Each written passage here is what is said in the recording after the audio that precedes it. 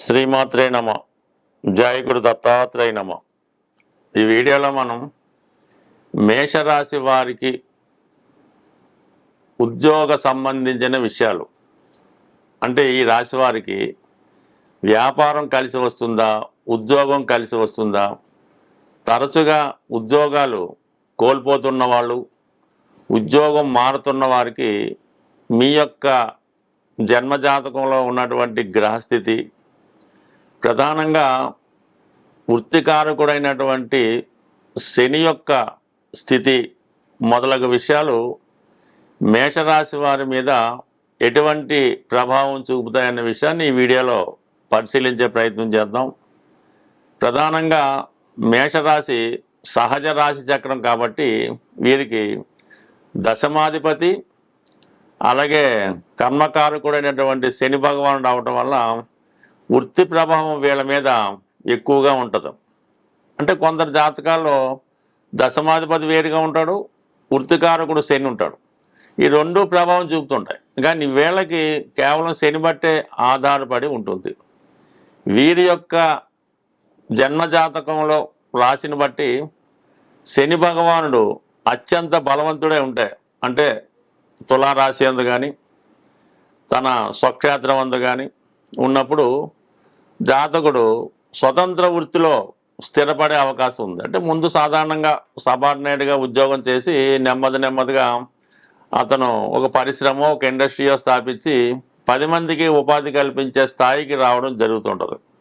అదే శని బలహీనుడై ఉంటే, అంటే ఉదాహరణకి మేషరాశిలో నీచబడి ఉన్న, శత్రుక్షేత్రంలో ఉన్న, అలాగే అష్టమ స్థానం, తృతీయ స్థానం లాంటి కొన్ని స్థానాల్లో ఉన్నప్పుడు, ఆ స్థానాధిపతుల ప్రభావం పడినప్పుడు జాతకుడు ఎంత పెద్ద కుటుంబంలో జన్మించిన, ఒక ఇండస్ట్రియలిస్ట్ కుటుంబంలో జన్మించిన నెమ్మదిగా పతనమై చివరికి ఏదో ఒక చోట ఎవరి దగ్గర ఉద్యోగం చేసే స్థాయికి రావడం జరుగుతూ ఉంటుంది. అయితే ప్రధానంగా మేషరాశి వారికి వృత్తి సంబంధించిన అన్ని విషయాలు శని భగవానుని బట్టి ఆధారపడి ఉంటుంది. అంటే రాజకీయం కానీ, వ్యాపారం కానీ, ఇండస్ట్రీ కానీ, ఉద్యోగం కానీ, చివరికి చిన్న సబార్డినేట్ ఉద్యోగాలు, తిరుగుతూ చేసే ఉద్యోగాలు కూడా శని భగవానుడే కారణమవుతుంటాడు. అందువల్ల వీళ్ళు ఉద్యోగంలో స్థిరత్వం కావాలి అనుకుంటే మాత్రం శని భగవానుని స్ట్రెంత్ చేసుకోవాలి. శని బలవంతుని చేసుకోవాలంటే దానికి తగిన పరిహారం చేసుకోవడం వల్ల శని జాతకంలో ఇంప్రూవ్మెంట్ అవుతాడు. ఒకవేళ ఉద్యోగం రావట్లేదు, చదువు పూర్తయింది, ఖాళీగా ఉన్నాం, ఇది విదేశంలో కానీ స్వదేశంలో ఎక్కడున్నా సరే ఉద్యోగం రావట్లేదు అన్న వాళ్ళు కంప్లీట్గా మీ దశమాధిపతి అయినటువంటి శని భగవాన్ని స్ట్రెంత్ చేసుకుంటే, అంటే అది స్వయం కృషితో క్రమశిక్షణ, నిజాయితీగా ఉండడం, వ్యసనాలు బారినే కాకుండా సిన్సియర్గా ప్రిన్సిపల్గా ఉంటే ఆటోమేటిక్గా శని యాక్టివేట్ అయ్యి మీకు ఉద్యోగంలో భద్రత, స్థిరమైన ఉద్యోగం కల్పించే అవకాశం ఉంది. మీ జన్మజాతకంలో శని భగవానుడు రవితో కలిసి ఉంటే ప్రభుత్వ ఉద్యోగం వచ్చే అవకాశం ఉంటుంది, లేదా మీ తండ్రి గారు ఏ వృత్తిలో ఉంటారో ఆ వృత్తి చేపట్టడం జరుగుతుంది.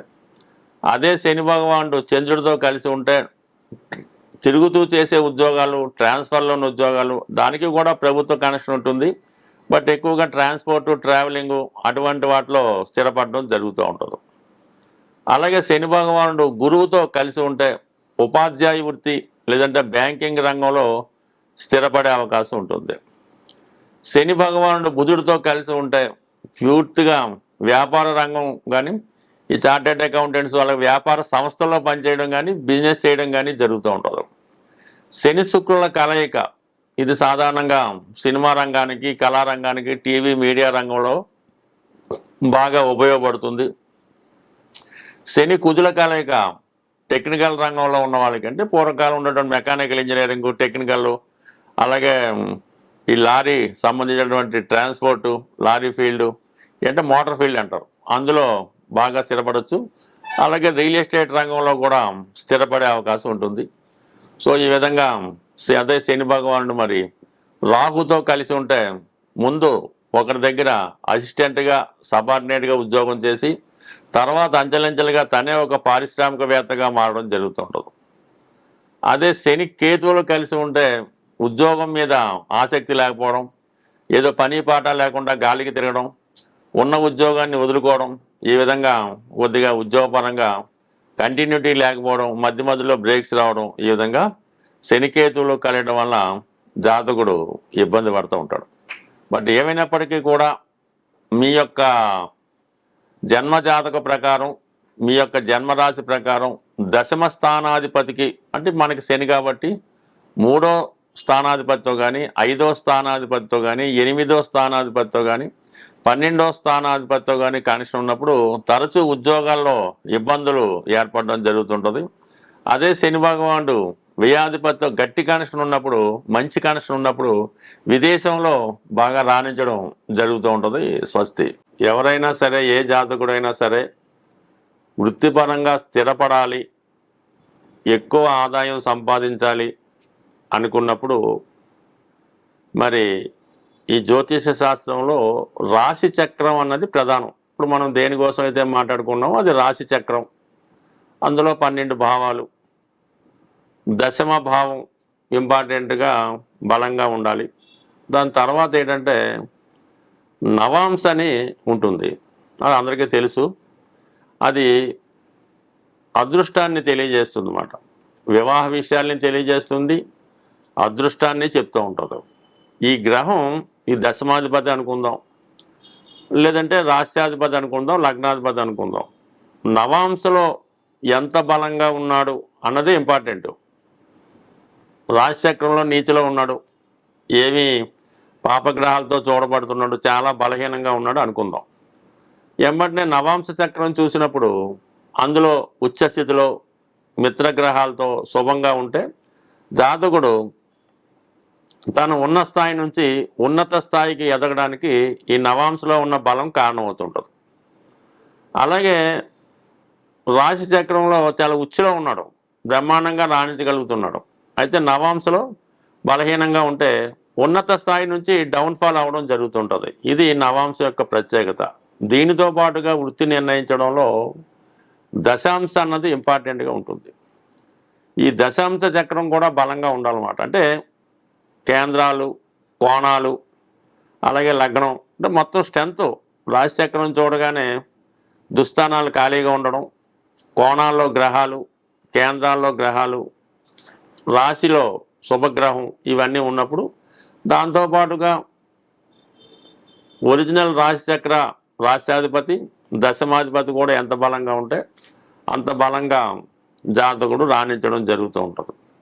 మన వృత్తిలో రాణించాలంటే నవాంశ చక్రంలో ఉన్నటువంటి నవాంశ లగ్నాధిపతిని స్ట్రెంత్ చేసుకోవాలి.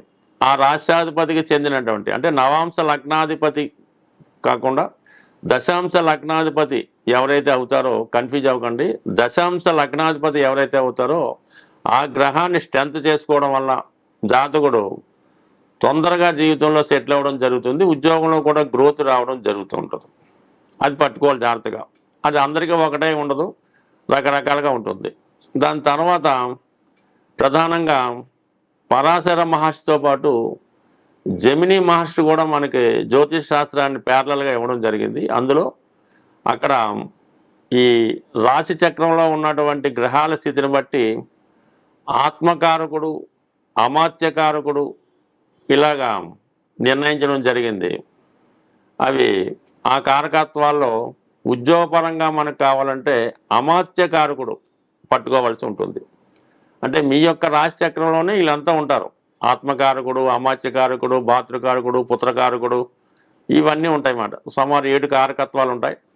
అందులో అమాత్యకారకుడిని పట్టుకోవాల్సి ఉంటుంది. ఆ అమాత్యకారకుడు ఎవరైతే ఉన్నారో ఆ గ్రహానికి సంబంధించిన రోజు మనం ఉపవాసం ఉండి ఆ రోజు పవిత్రంగా ఉంటే మీ వృత్తి ఇంప్రూవ్మెంట్ అవుతుంది.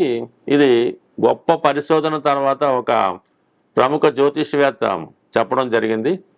మరి అదే మీకు అమాత్యకారకుడు శని భగవానుడు అయితే శనివారం నియమంగా ఉండాలి, శుక్రుడైతే శుక్రవారం, రవి అయితే ఆదివారం, ఇది అందరికీ తెలుసు, కుజుడైతే మంగళవారం. ఆ వారం పవిత్రంగా ఉండడం వల్ల ఎటువంటి విష పదార్థాలు కానీ, మత్తు పదార్థాలు కానీ, మద్య మాంసాలు కానీ, స్త్రీ సంగమం కానీ అన్నీ విసర్జించి ఆ రోజు పవిత్రంగా ఉంటే వృత్తిపరంగా మీరు జీవితంలో స్థిరపడడానికి అవకాశం ఉంటుంది. అయితే అందుకనే ప్రతి ఒక్కరు కూడా పూర్వకాలం నుంచి కూడా శనివారం నియమంగా ఉండాలని పెట్టారు. ఎందుకంటే సహజ వృత్తికారకుడు శని భగవానుడు, సహజ రాశిచక్రంలో దశమాధిపతి శని భగవానుడు కాబట్టి శనివారం అన్నది అందరూ కంపల్సరీగా నియమంగా ఉండాలనే నియమం పెట్టడం జరిగింది. అప్పుడు ఆ కాలంలో ఆ స్థాయిని బట్టి జాతకుని యొక్క అభివృద్ధి చెందడం జరిగింది. అలాగే ఎవరికైనా ఉద్యోగాన్ని ఇచ్చినా అంటే ప్రభుత్వ కారకుడు యజమాని కారకుడు రవి కాబట్టి ఆదివారం రోజు కూడా కంప్లీట్గా నియమంగా ఉండి ఆ రోజు కూడా ఈ మత్తు పదార్థాలకి మగువకి వారికి దూరంగా ఉంటే కంప్లీట్గా వాడి జీవితంలో చాలా ఉన్నత స్థాయికి వెళ్ళడం జరుగుతుంది. ఇప్పుడు ఈ కాన్సెప్ట్లో ఈ తరచూ ఈ ఉద్యోగాలు పోగొట్టుకోవడానికి ఆర్థిక నష్టాలకి కారణం ఏంటంటే సరిగ్గా హైదరాబాద్ లాంటి పెద్ద పెద్ద సిటీలో శనివారం నైట్ మొదలెడుతుంది అనమాట డ్రింకింగ్ కానీ వ్యసనం కానీ. ఆదివారం అంతా కంటిన్యూ చేసి సోమవారం మార్నింగ్ దాకా పూర్తిగా శని ఆదివారాలు భ్రష్టు పట్టడంతో వాళ్ళకి సడన్గా ఉద్యోగాలు పోవడం, ఇల్లీగల్ కాంట్రాక్ట్స్, ఎంత పెద్ద స్థాయిలో ఉన్న ఇబ్బందులు పడడానికి ప్రధానంగా ఈ శని ఆదివారాలు పవిత్రంగా ఉండకపోవడానికే ఈ ప్రధాన కారణంగా ఈ వృత్తి పోగొట్టుకోవడానికి కారణం అవుతుంది. దీన్ని అందరూ అబ్జర్వ్ చేసుకొని జాగ్రత్తగా ఆ శని ఆదివారాలు మీరు నియమంగా పాటించగలిగితే చాలా ఉన్నత స్థాయికి ఎదుగుతారు. ఉద్యోగం పోవటం కానీ ఇటువంటి ఇబ్బందులు లేకుండా అసలు వైవాహిక జీవిత బంధం కూడా ఈ 2 వారాలు చేసుకుంటే చాలా చక్కగా సాగే అవకాశం ఉంటుంది. స్వస్తి.